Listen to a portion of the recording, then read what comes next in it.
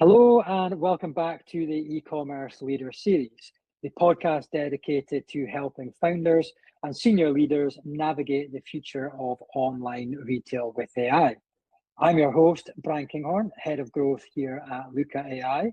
And today I'm thrilled to be joined by Anica John, who is the CEO of DiggyPOD. So thanks very much for being here, Anica. Before we dive into our main topic of conversation, would you mind giving our listeners a brief introduction to you and what DiggyPOD does? Of course, yes. So I have been in the e-commerce space a long time. I was actually very, non-traditionally. I was trained as a lawyer. That did not last very long at all. And I had a brief stint building a legal services company and sold that. And then I came to Silicon Valley. And as for my e-commerce background, I have, worked at a direct-to-consumer small startup called Betterback. And then I went to like the larger companies, so Walmart Labs, and then I did a stint as a product leader at Disney. And then most recently, I was at Amazon. I wasn't on the retail side. I was at Amazon Music, and I was helping podcast creators and audiobook authors to find their audiences. Now, as I was doing that, I was really getting to understand the creator industry. And personally, I also just wanted to leave big tech. I wanted to have a little bit more flexibility. And I found the path of entrepreneurship through acquisition. And basically what that is just buying a business. In the United States, we have the Small Business Administration who gives loans to people, qualified buyers who want to buy businesses if they can secure a letter of intent with a buyer. So I ended up doing that process. I bought this business. It's in Michigan. I live in Palo Alto, so I do manage it remotely. But DiggyPOD is a book printer, and it has been a book printer for 37 years. It had great customer reviews, and it really had a very, very strong and loyal customer base of self-published authors. So I looked at my background, specifically at Amazon and Disney, helping creators find their audiences. And then I looked at this book printer with a great reputation, great financials, and their audience and, their customers. And I thought, this is great. This is, I could really turn this into something much more than just a book printer. So we've been really doubling down on that segment, the self-published authors.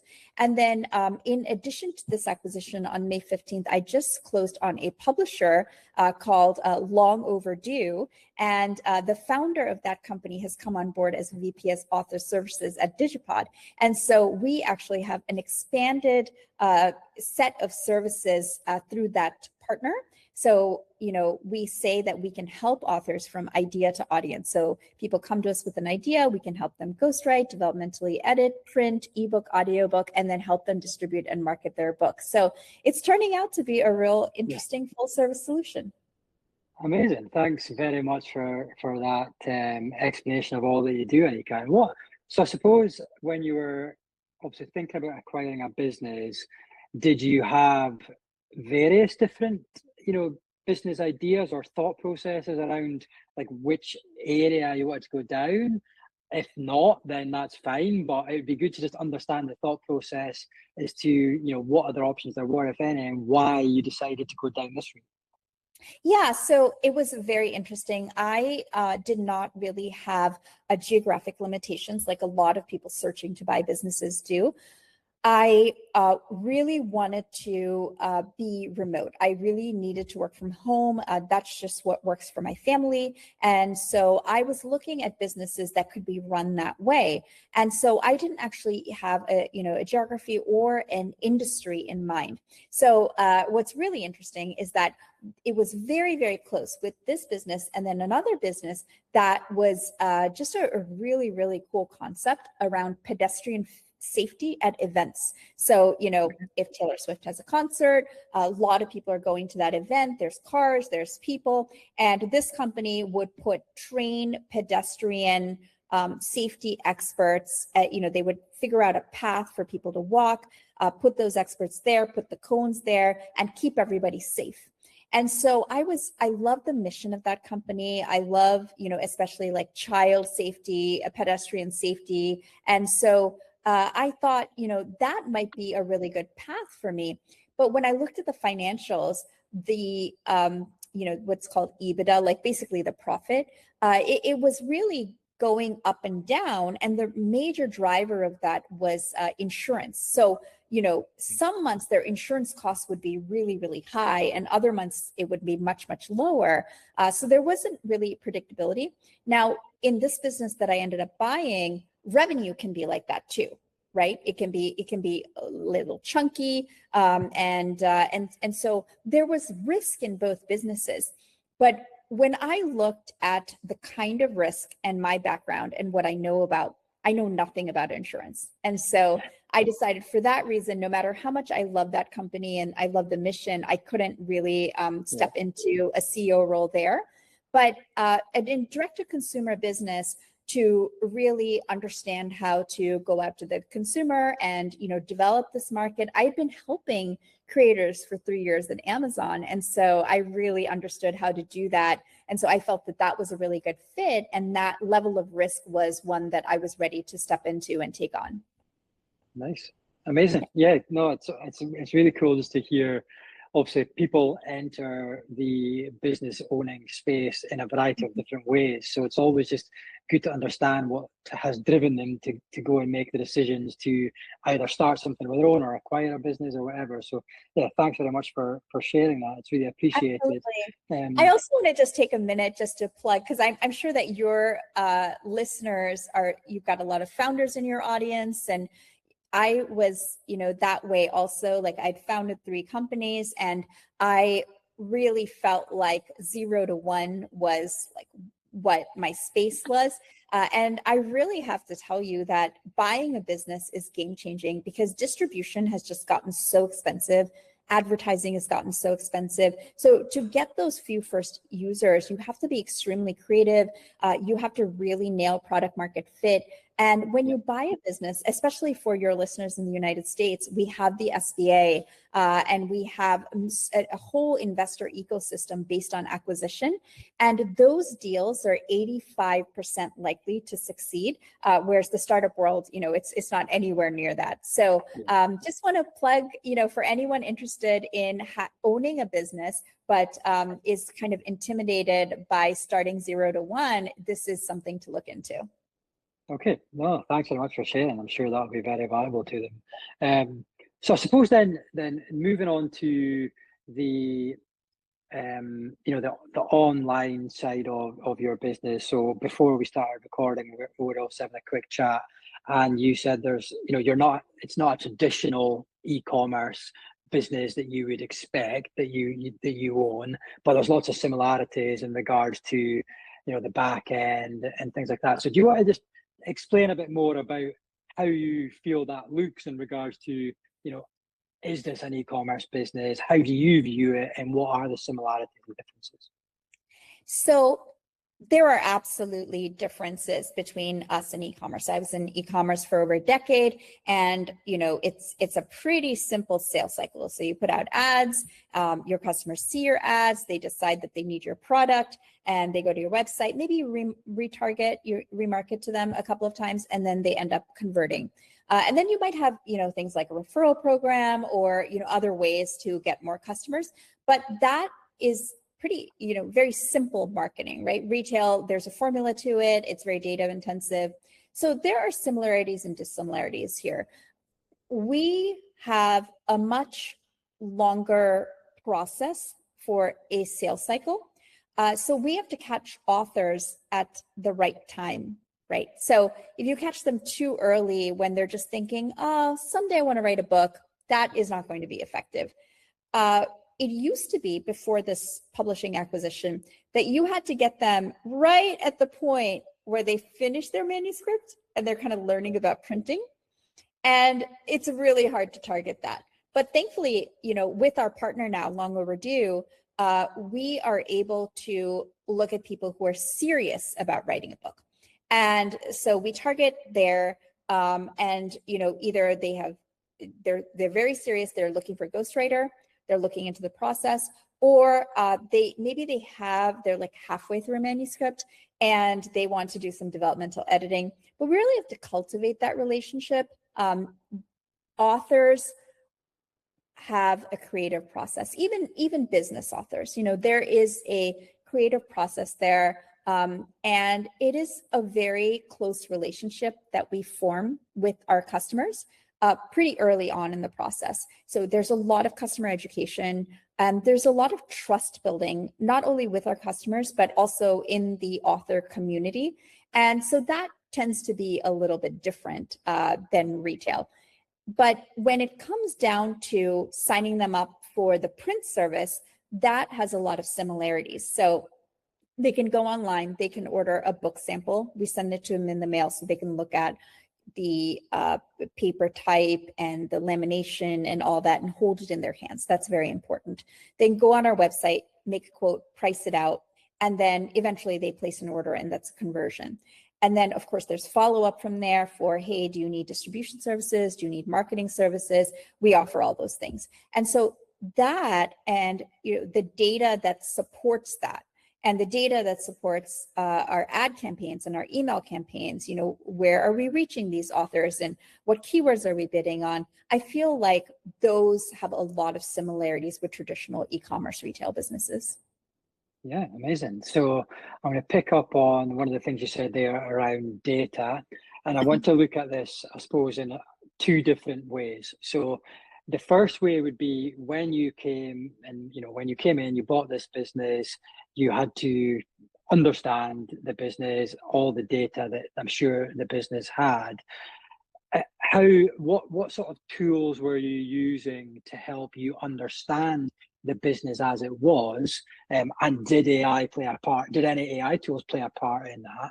And then now, when you're looking at your, data on the, sales and customers and conversions and all that sort of things. Again, similar question, tools, AI involvement. So like from coming in and understanding the business, and then now, like, what are you using AI wise, if at all, to help you like understand the business better? Yeah, so so much to say on that. So I know it's a big question. Yes, yeah. So when I bought the business, the tech stack was about, I believe, 13 years old, and it was built on a Linux system. And the seller, he is a 40-year print veteran. He's very, very good at printing. But data, I don't think, is his strong suit. He would probably say it's not his strong suit. And so there were these gaps in the data. So for example, when you filled out the form to order, there was no place for collecting genre information, right?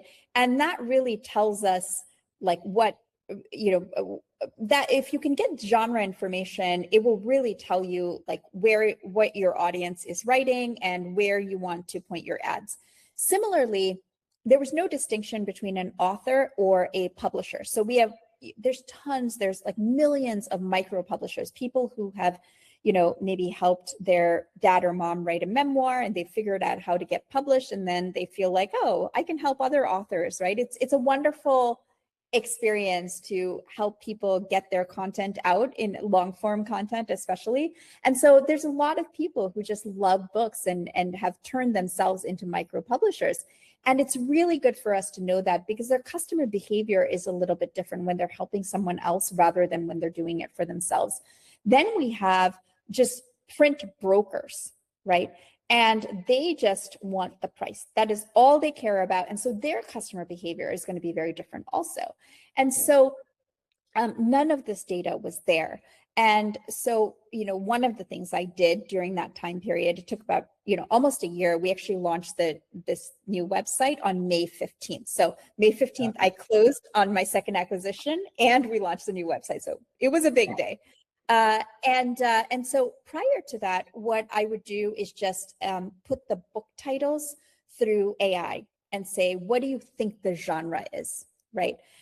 Now on the site, we have a publisher flow, we have an author flow, we have print consultations, we have author consultations. So we pipe people to meet with us, get their files prepared. So everything is a little bit more structured, both for the process that the customers go through, and then also the data that we glean from those interactions, right? Now, all of that is piped into Salesforce now. So we're building out all our reports. And I actually also hired my head of AI. And so one of his tasks is going to be building out all those dashboards that connects all the data that we have in Salesforce and Google Analytics and ads and everything together in one master dashboard. But it's been less than a month since we put all this together. So it's going to take a little bit of time. Yeah, really interesting point that you made about the head of AI. So you've actually employed a head of AI. Can you just talk me through the thought process behind that and what drove that decision? Yeah, so he was a go-to-market engineering lead for Turing. He actually left Turing to work on the company of a really good friend of mine, and that company's pivoting. And so my friend came to me and said, you know, because I'd been telling him about the tech challenges and there's so much I want to do with AI, and I'm trying to figure it out myself, but I have to run the business. And so he told me, you have to hire this person. He is amazing. And so, I hired him. I made an onboarding document and I told him some of the problems we have and who he should meet with. And within a couple of days, when he was meeting with those people, he had already prototyped solutions for them to test in first meetings, right? Yeah. Before, just a year ago, even with where we were in AI, I have never heard of that. Someone going into a first meeting with a prototype. Yeah. But it's just been, between having just a really good person and the technology available, if you have, an understanding of the problem from documentation, you can really spin that first prototype very, very fast. So his purview is really to be kind of a horizontal layer. The way I think about it is, I finance the company and make sure that, we never run out of money, make sure that we hire the right people, make sure that, we're always looking ahead, right? So I am that foundational layer in the company. And then I think the head of AI role is that second foundational role with technology. So he goes through the company and says, how can I make, talk to all the employees and says, how can I make your job more efficient? How can I make the quality better? How can I amplify what you're doing? So he's asking those questions and just building tools as he goes along. So it's been great to have him. Yeah, amazing. It's really cool to see, business. We obviously on our podcast, we talk to a variety of different businesses that, on all different levels of the spectrum in regards to AI usage and, their AI adoption. Some are, kind of not using it at all or just figuring it out, getting used to it, being open to it, up to people that are, it's through every single department aspect of the business and it just underpins everything. And then everything in between. So yeah, it's really cool to hear someone come on and saying they've actually hired a head of AI, because it just sort of shows how much faith you've got in the use of AI to help you grow your business or run your business. So yeah, credit to you for that. That is true. So I come from, this world. I was an AI PM, and my company that I co-founded was in computer vision and deep learning, and so I'm very steeped in this space. And so when I decided to make this hire, I told him explicitly, I don't want to jump into agentic, right? I think, now we're starting to see larger companies are saying, hey, we're not really seeing the ROI. And I think that might be because they jumped into agentic solutions. So what we're doing is we're using AI to code on our own and create just traditional tooling to help. Now, we will test out agentic solutions, but as a small business, we need to be super cost effective, right? And so if we can build a chatbot that is agentic, that makes it so that we don't have to hire more customer service agents as we grow, that would be amazing. right? We have an award-winning customer service team. And so with that core group who are super knowledgeable, if they can handle, 10x the growth that we're about to bring them, that would be worth it. But, I just see a lot of people jumping headfirst into agentic solutions, spending a ton of tokens, and they're not really seeing the ROI. And for a small business, that could be the death of the business. Yeah, absolutely. So we've spoke about like data and how you're using AI for various different data points, but in regards to like how are you as a business owner making critical decisions about the day-to-day running with the business, and are you using any AI tools to help you make some of these critical decisions within the business? Yes. So that is something that we're working towards. And I think that, ultimately the end state would be that, when I was at Amazon, say, I had all these dashboards and I could work with the data scientists and data analysts to build any dashboard that I wanted in Tableau. But no matter how many dashboards you have, there's a certain level of analysis, like the insights. What does this mean, right? And so no matter how bespoke my dashboards were, I would still end up like, downloading an Excel spreadsheet and doing my own pivot tables and figuring out that. And so the end state for us is to take our marketing data and put that into a dashboard that's powered by Salesforce.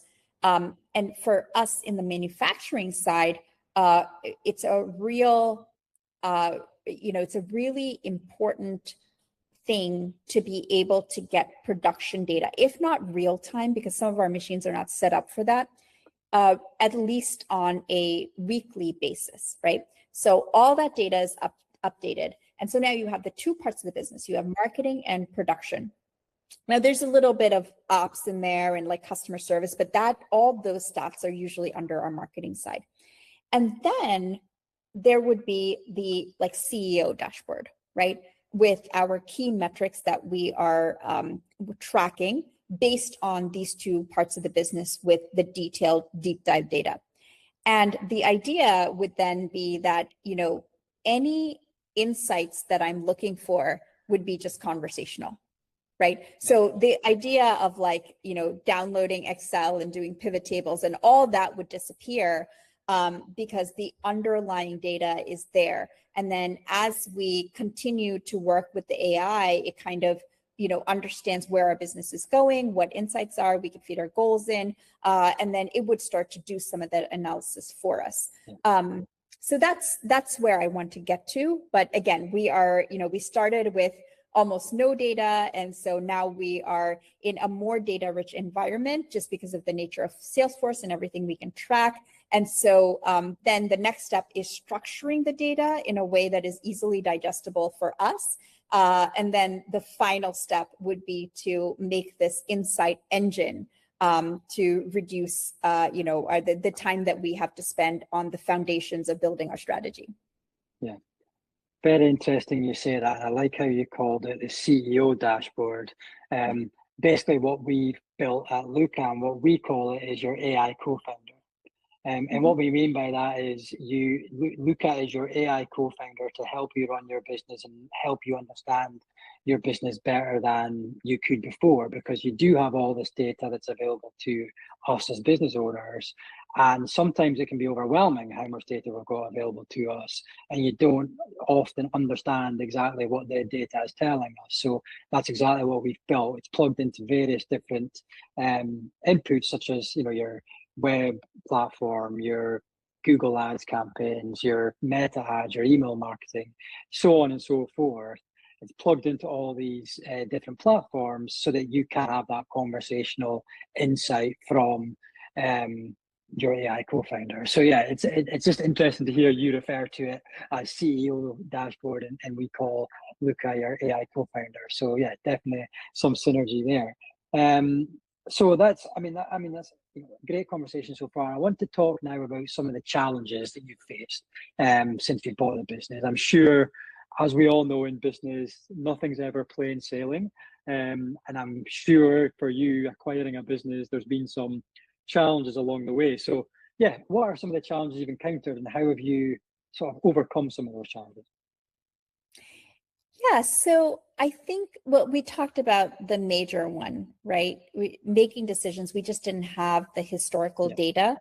And so we have really kind of plugged in that by reaching out to customers. So we have done surveys. I have done a lot of just, qualitative, just conversations with customers.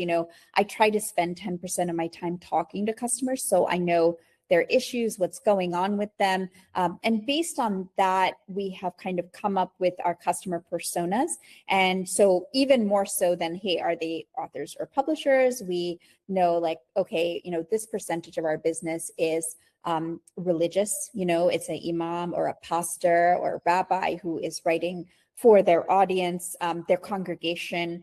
We have a few artists, and we can really extrapolate from our surveys and our qualitative data. So that was probably, I think the biggest one was, okay, we know that there's self-published authors, that's pretty obvious, but what kind? And, what is their buying cycle? And are they similar? Like what, it turns out that novels and memoirs, their buying behavior is very similar. So we can kind of lump them together, right? A scientific writer writing like a pop science book, that is a little bit different. So that, really, really understanding that was a challenge. And so this is how we've done it. Then the other thing is manufacturing. Just, I am not a manufacturing expert. That is something that I hired a wonderful GM who was, at Jeep. He was running a manufacturing plant at Jeep. And so then I hired a lead print supervisor to specifically dig into the print manufacturing. And so I have really relied on my ability to hire really good talent. And then we also rely on outside consultants when we need to. And, it's been a year and there have been maybe 1 or 2 instances where we haven't sent something out on time because of a major, one time was a power outage in the entire Tecumseh area where there was nothing we could do, and customers are very understanding. And then the other time was when one of our machines just really, really needed, kind of broke down and it really needed a service. And so we went in and then we maintained all our machines so that that doesn't happen with any other machine. But it's 2 times I can think of in the year. So that's a pretty good record. Not too much to be concerned about. Not too bad. Yeah, not too bad. So I'm very proud of that because, that record really relied a lot on my ability to partner with people and make sure that they felt ownership. I'm very generous with equity. I always talk about the company as our company. I don't talk about it as my company. I don't see it as my company. I see it as, we're building this business and the employees have equity and their shareholders too. So I'm very proud of the culture. And a lot of these things, I mean, the data, but then the manufacturing, you can solve it partially, at least, with good culture and attracting the right people and making them feel like they are also owners and they want the business to do well as much as I want the business to do well. So that's something I'm really proud of also. Awesome. Well, on the topic of the business doing well, then, where do you see DiggyPOD in the next 3 years? What's the big vision for the next few years of business? Yeah. So when I bought the business, it was declining in revenue. So, we have now stemmed that tide. And so we're, at plateau, and actually it's looking up for this next year. So that's great. That's just the print business. And now we have been able to also add this publisher. And the founder of the publishing business, Chris O'Brien, he is just a visionary. So he not only has the vision to continue on the services that were the reason I bought that business, for example, ghostwriting, developmental editing, all that stuff, but also be a full service solution and really, flip the script for authors. So, you might have friends also, and this is definitely how I thought about authors. You have an idea and you flesh out your idea, and then you put pen to paper, and then you worry about getting it printed. And now what do I do? Or get a readership, right? And his idea is to really flip that, right? And think about the audience first, and think about the audience from day one, and then help people go out and get that audience to give them confidence to write. And then writing isn't such a lonely process when you have that audience, right? And so he has some very, very cool ideas. Like his roadmap is just chock full of the way to achieve this. So I won't give that away, but there's a lot of exciting things coming to DiggyPOD and Long Overdue, and it's not just about existing services. There's a fantastic roadmap that we have for the future. Amazing. Well, thanks very much, Anica, for sharing your expertise and your journey so far. Before we wrap up, where can our listeners find you? Where's the best place for them to follow along with your journey? I post a lot on LinkedIn. So, and just, Anica John on LinkedIn. I think, I'll probably stick to LinkedIn. I really appreciate the platform. And, if any of your audience of business leaders want to write a book, come to DiggyPOD.com, because we're here to help you. We want to help people get their message out to the world. Amazing. Yeah, well, thanks very much for being on the podcast, Anica. And we'll talk to you all next time. All right. Thank you so much. Take care.